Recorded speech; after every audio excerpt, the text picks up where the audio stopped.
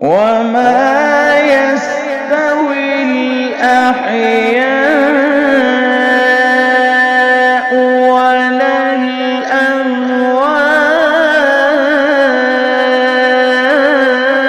الأموات إن الله يسمع من يشاء